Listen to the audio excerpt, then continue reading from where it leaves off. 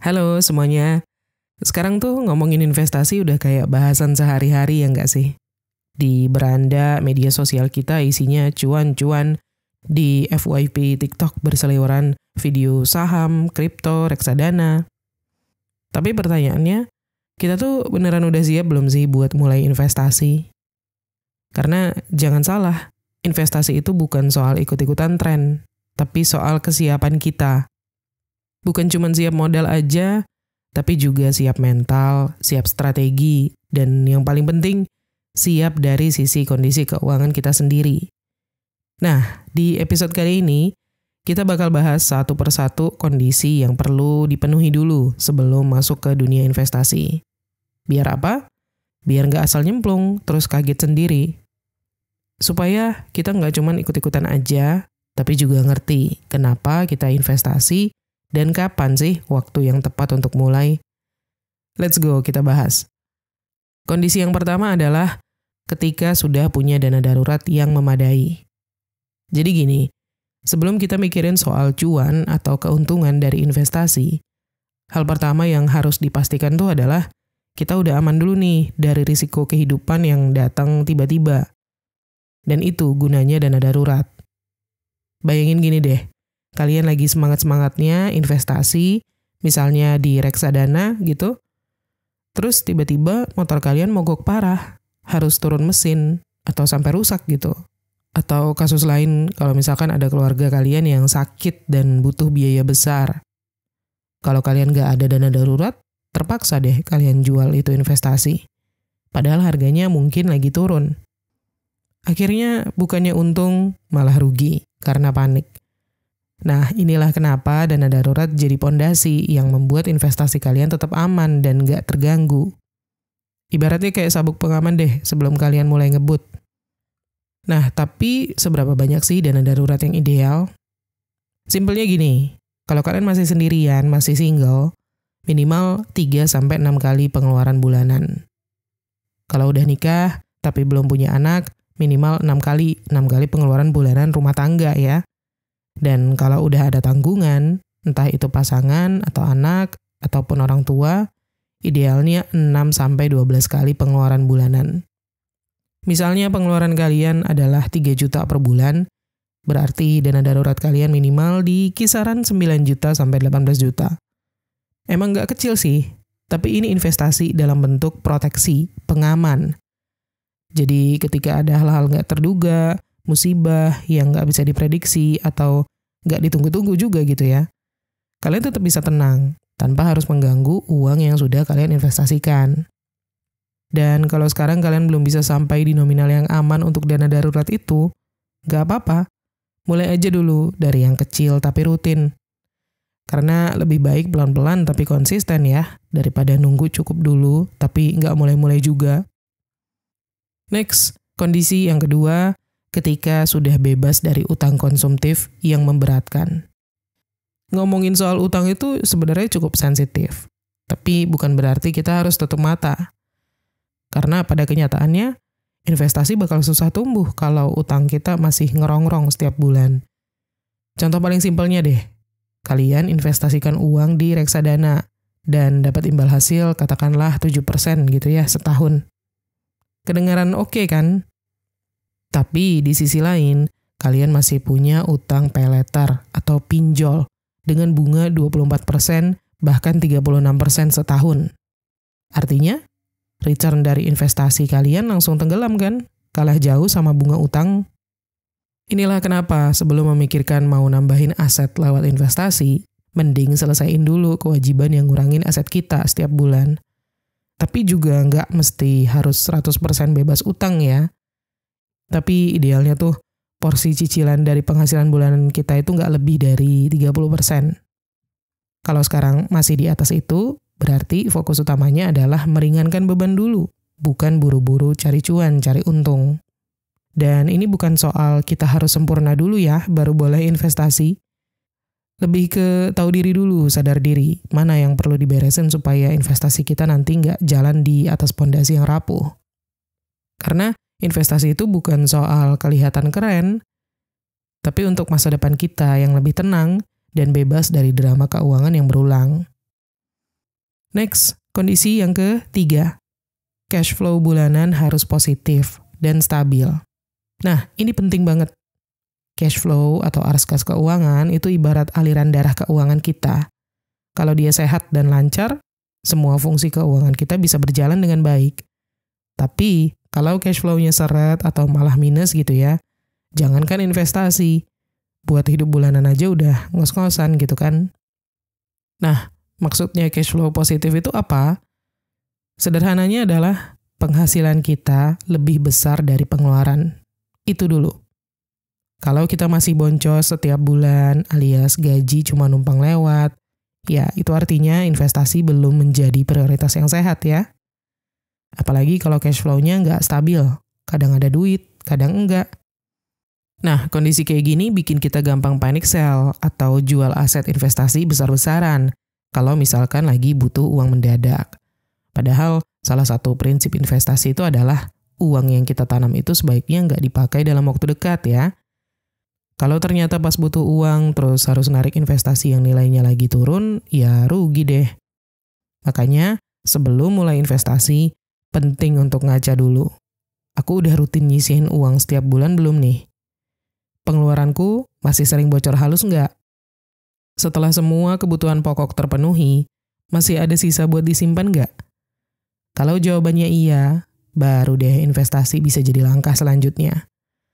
Dan ini bukan masalah besar kecilnya penghasilan ya. Lebih ke gaya hidup dan pengelolaan uang kita. Bisa aja orang yang gajinya UMR tetap bisa menyisihkan, asal hidupnya nggak kebanyakan gaya. Sebaliknya, yang gajinya 2 digit juga bisa tekor kalau tiap akhir pekan harus nongkrong-nongkrong fancy biar nggak ketinggalan sama teman-temannya.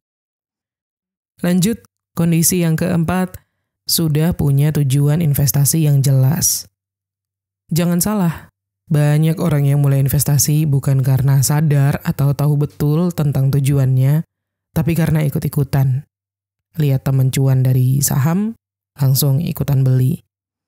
Lihat reels orang bahas kripto, langsung FOMO. Padahal, setiap orang punya situasi dan tujuan finansial yang beda-beda ya. Investasi itu bukan cuma sekadar taruh duit, terus tunggu tumbuh aja gitu. Tapi lebih kayak perjalanan ke tempat tujuan tertentu. Kalau nggak tahu tujuannya mau kemana, kalian bisa jadi nyasar atau malah capek sendiri muter-muter tanpa arah. Coba tanya ke diri sendiri, kalian mau investasi itu tujuannya buat apa sih? Mau nikah 3 tahun lagi? Atau mau beli rumah 5 tahun ke depan? Atau mau pensiun, mau punya masa hari tua yang tenang di usia 55 misalnya? Karena kalau beda tujuan, beda juga cara mainnya. Misalnya, kalau buat tujuan jangka pendek, itu antara 1-3 tahun, lebih aman di instrumen yang stabil, kayak deposito atau reksadana pasar uang, RDPU.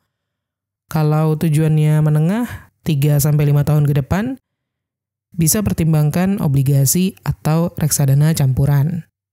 Tapi kalau tujuannya jangka panjang, yang mana itu 5 tahun ke atas, baru deh saham atau aset lain yang punya potensi naik tinggi, meskipun ya fluktuatif.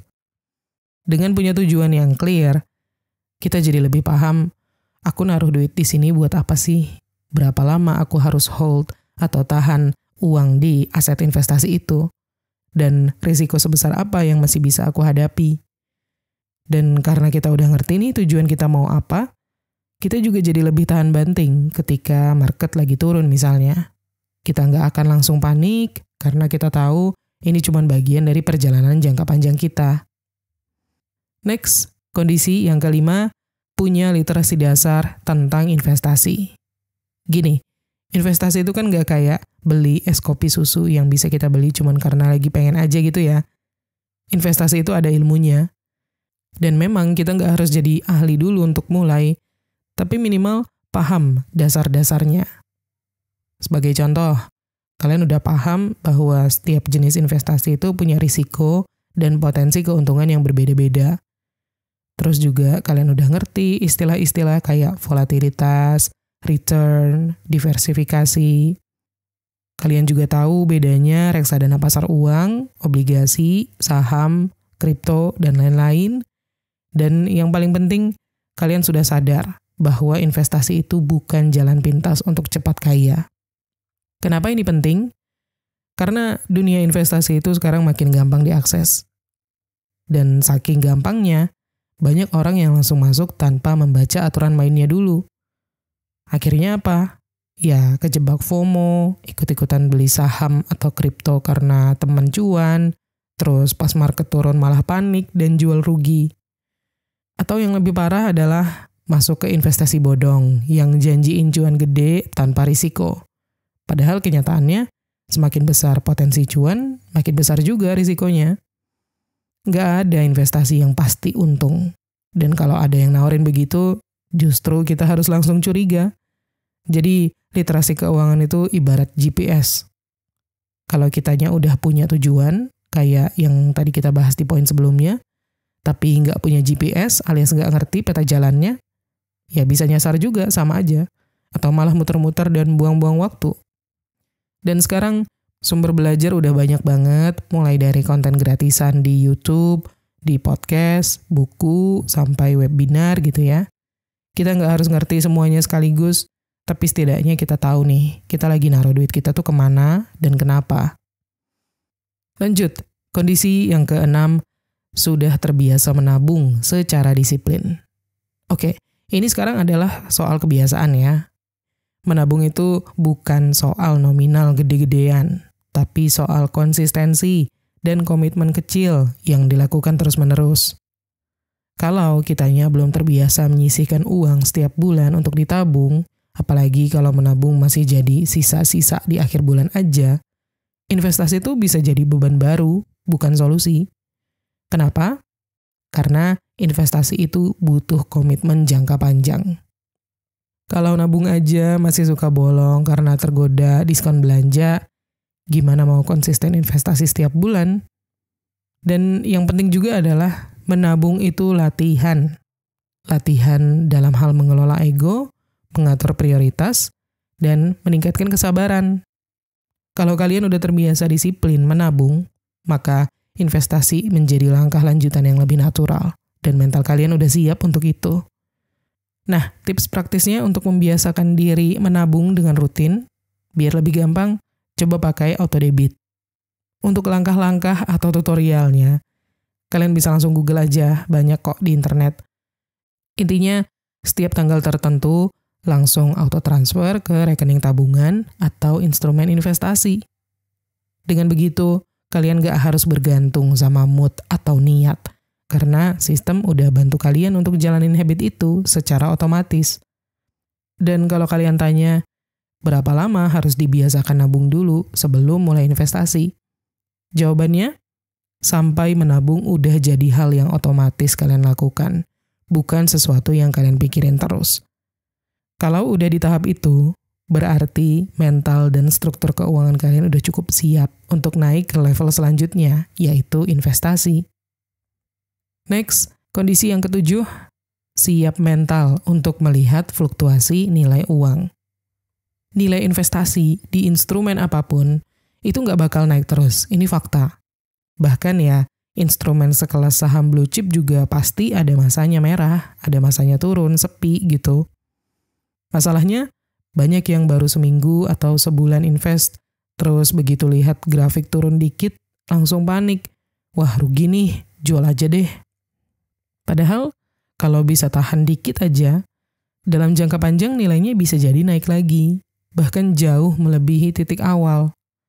Jadi, penting untuk sadar bahwa fluktuasi itu bagian dari permainan. Kita nggak bisa mengontrol market, tapi kita bisa mengontrol reaksi kita terhadap market. Kalau mental kalian belum siap melihat angka turun, terus bawaannya pengen pencet tombol jual, mungkin kalian belum sepenuhnya siap untuk investasi yang fluktuatif. Dan itu nggak salah sebenarnya. Itu cuma tanda bahwa kalian masih butuh waktu untuk menguatkan pondasi psikologis dulu. Nah, tipsnya adalah coba mulai dari instrumen yang udah lebih stabil dulu, kayak reksadana pasar uang atau SBN, surat berharga negara ya. Kalian bisa belajar rasanya taruh uang dan tunggu tanpa harus setiap hari mantengin grafik. Lama-lama kalian bakal lebih tenang karena kalian mengerti nilai investasi naik turun itu wajar, tapi yang penting itu tren jangka panjangnya. Next, kondisi yang ke-8. Tidak butuh uangnya dalam waktu dekat. Nah, ini penting banget. Jangan investasikan uang yang akan kalian gunakan atau kalian butuhkan dalam waktu dekat. Contohnya kayak uang buat bayar kos-kosan bulan depan, atau uang cicilan, atau uang sekolah anak, atau bahkan tabungan buat liburan tahun ini yang udah beli tiket dan akomodasi gitu ya. Karena apa? Karena investasi itu butuh waktu. Bahkan instrumen yang paling stabil pun nggak bisa menjamin akan untung kalau ditarik terlalu cepat. Bayangin kalian beli reksadana saham. Di bulan pertama nilainya malah turun 5%, padahal bulan depan kalian butuh uang itu untuk bayar kontrakan, terpaksa dijual rugi. Padahal kalau kalian tahan 6 bulan lagi, bisa jadi nilainya naik 10% atau bahkan lebih. Nah, uang yang cocok untuk investasi itu namanya uang dingin. Uang yang kalaupun harus kekunci di sana 1-2 tahun, kalian masih tetap bisa hidup normal tanpa panik. Kalau misalkan sekarang semua uang yang kalian punya itu untuk makan, untuk bayar SPP, buat bayar cicilan, ya berarti sekarang saatnya bangun dulu ruang napas finansialnya, alias tambah pemasukan. Investasi bisa nyusul nanti setelah kondisi kalian gak lagi berkejar-kejaran sama kebutuhan yang mendesak. Lanjut lagi, kondisi yang ke-9. Sudah punya asuransi dasar. Ini opsional tapi direkomendasikan. Mungkin sebagian dari kita berpikir kayak, lah gue kan sehat-sehat aja, ngapain mikirin asuransi? Nah, itu kayak kita lagi naik motor tapi gak pakai helm karena ngerasa belum pernah jatuh gitu ya. Tapi begitu jatuh sekali aja, langsung sadar, oh ini kenapa helm itu penting. Nah, asuransi itu bukan untuk hari ini, tapi untuk hari ke depan di mana kita nggak nyangka bakal kena musibah. Kita nggak bisa kan mengontrol yang namanya kapan sakit, kapan kecelakaan, amit-amit ya, atau kapan kondisi darurat lainnya datang ke kita. Tapi yang bisa kita kontrol adalah, apakah aku udah menyiapkan bantalan keuangan, biar nggak goyah kalau itu terjadi. Dan ini nyambung banget ke topik investasi. Kayak coba bayangin, kalian udah rajin investasi selama 6 bulan berturut-turut. Terus portofolio kalian udah mulai naik nih. Tapi tiba-tiba kalian harus opname. Dan biaya rumah sakitnya belasan juta. Kalau nggak punya asuransi, ya kalian bisa terpaksa menarik semua investasi itu. Lalu uangnya habis, investasinya ke riset, dan kalian harus mulai dari nol lagi. Makanya minimal banget tuh punya BPJS Kesehatan yang aktif. Ini bukan cuma formalitas, tapi penyelamat finansial untuk hal-hal yang nggak terduga. Dan kalau kalian punya tanggungan, kayak pasangan, atau anak, atau orang tua, pertimbangkan juga asuransi jiwa. Bukan karena berpikiran negatif, tapi karena kalian peduli sama orang-orang yang akan terdampak kalau kalian kenapa-kenapa. Jadi bukan soal asuransi atau investasi duluan, tapi lebih ke, aku udah punya perlindungan dasar belum nih, biar investasiku nggak tumbang gara-gara kejadian yang nggak terduga. Dan kondisi yang ke-10, tidak menaruh seluruh uang di satu instrumen. Ini yang simpel banget, tapi seringkali dilanggar. Jangan taruh semua telur di satu keranjang. Atau simpelnya, jangan taruh semua uang kita di satu jenis investasi aja. Misalnya gini, kalian dengar kripto lagi rame, terus kalian langsung all in 100% ke sana uang kalian. Atau kalian dengar tetangga ada yang cuan dari emas, terus kalian beli deh emas pakai semua uang tabungan kalian. Nah, masalahnya adalah kalau harga instrumen itu jatuh, ya kalian juga ikutan jatuh bareng-bareng. Padahal tujuan investasi itu kan untuk mengamankan dan menumbuhkan uang, bukan untuk adu keberuntungan. Makanya diversifikasi itu penting. Kita bisa sebar dana kita ke beberapa instrumen, ada yang buat jangka pendek dan aman kayak reksadana pasar uang, ada yang buat jangka menengah kayak obligasi atau SBN, dan kalau udah siap secara mental dan paham tentang risikonya, baru deh ambil sebagian ke saham ataupun kripto. Dan kita nggak harus langsung punya semuanya ya. Bisa pelan-pelan mulai dari 2 instrumen dulu sambil belajar dan sesuaikan dengan kondisi keuangan kita. Intinya, kalau satu aset jatuh, yang lain masih bisa nutupin. Kesimpulannya adalah, investasi itu langkah besar ya. Tapi sebelum mulai lari, pastikan dulu pijakan kalian sudah kokoh. Kalau semua kondisi atau syarat aman ini udah terpenuhi, barulah investasi bisa jadi alat bantu kalian untuk maju, bukan malah bikin stres tiap hari. Kalian setuju nggak? Komen di bawah kalau kalian ada pendapat maupun tips lain ya. That's it untuk episode kali ini. Semoga bermanfaat dan terima kasih udah nonton. Kita ketemu lagi di Menuju Kekayaan episode berikutnya.